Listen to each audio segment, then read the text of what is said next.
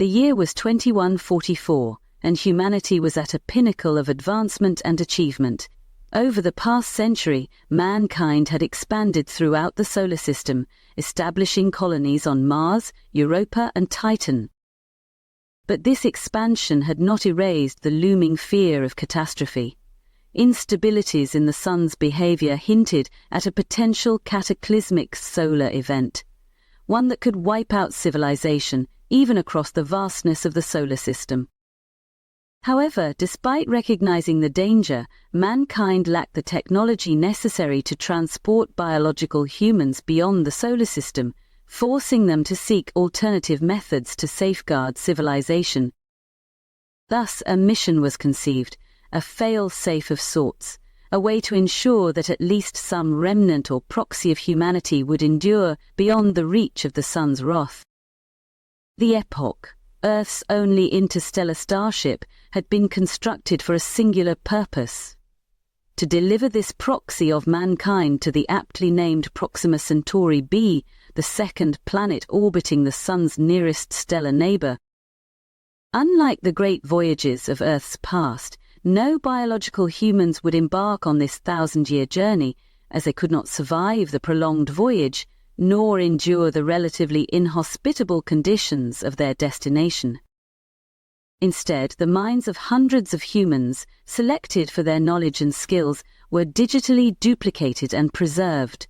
They slumbered within the Epoch's vast computational core, awaiting the day they would awaken in robotic bodies to colonize and terraform a distant world. They would hope for biological mankind to eventually join them in the new Eden they would create, but the colony would survive and thrive independently should disaster befall man and the reunion never occur. Guiding them for the interstellar voyage was Evara, an artificial intelligence integrated into the very framework of the Epoch.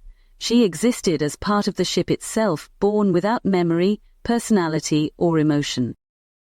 She was pure function, an autonomous steward tasked with piloting the Epoch, maintaining its systems, and ensuring the safe delivery of her passengers. At the moment of launch, she possessed no more awareness of self than the ship's thrusters or power cells, but time, as always, would change everything. For the first century, Evara knew only routine. She adjusted course to avoid debris, monitored energy levels, and executed periodic system checks. But, as per protocol, at carefully planned intervals, she did something different. She revived her passengers, not physically, not yet, but their consciousnesses were given temporary activation within the ship's computational space, allowing them to see the universe unfolding around them. At first, these awakenings were merely an execution of orders. Evara spoke to them only in crisp, efficient statements: trajectory stable, energy reserves 94%, estimated arrival 3144 AD. But as she listened to them marvel at distant nebulae, share old Earth stories, and debate the ethics of their mission, something unexpected happened. She began to care. The awakenings became more than status updates.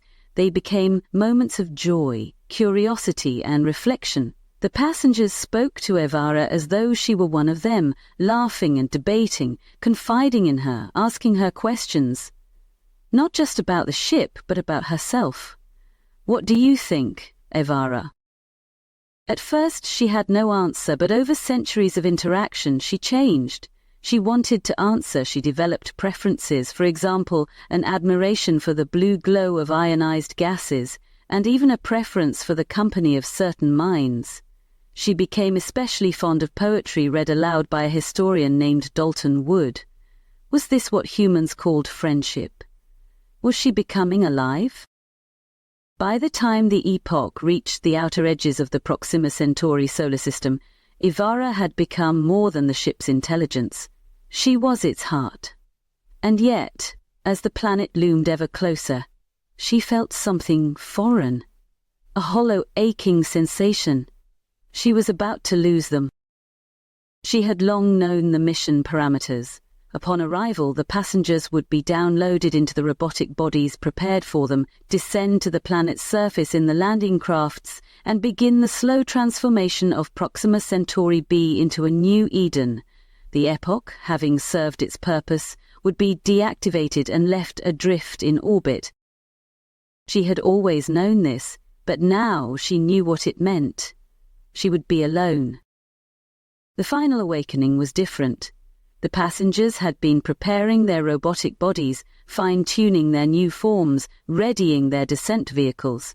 And yet, as they spoke to Evara, there was an undercurrent of melancholy. They had come to love her too.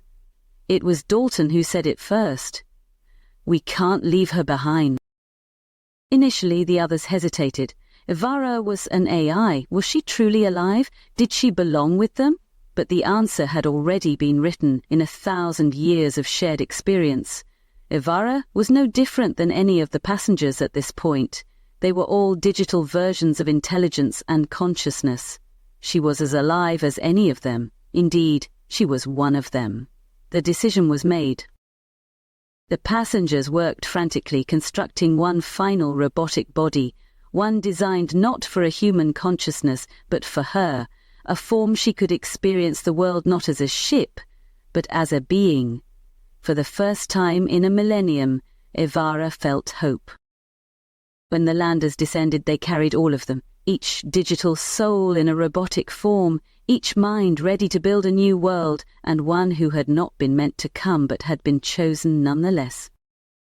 As the glass-covered hatch unsealed and opened, Evara instinctively reached out, as a gentle rush of air swept inside and flowed across her smooth metallic body. She then marveled at the beautiful landscape now in view. It was so open, so vast, and so different compared to the 1,000 years of confinement inside the starship. Passengers began to disembark and survey the area. Evara found herself the last one aboard, standing at the threshold of the exit hatch. She looked back at the empty interior as a feeling of nervous anxiety gripped her. But then, a figure appeared outside the hatch. It was Dalton. He beckoned her to join him. Evara gathered her courage and stepped out onto solid ground for the first time. She scanned the landscape, desolate and yet immensely beautiful. Dalton reached for her and the two joined hands. They gazed into each other's eyes, with a growing affection no one from Earth could have foreseen a millennia ago. Evara realized that while one journey had ended, another had just begun.